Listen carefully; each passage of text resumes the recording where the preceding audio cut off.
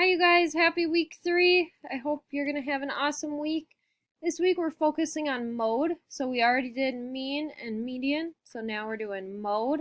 The mode is the number that appears the most often. So if we remember mode and most. So if we look at this data set here, we can see that 49 occurs the most. If you look, there's a 52 and another 52, so there are two 52s, but there are three 49s. So 49 would be the mode. It appears the most. And there can be more than one mode. So let's say there were three 52s, that means they would be tied. So then our mode would be 49 and 52. Or there can be no mode at all.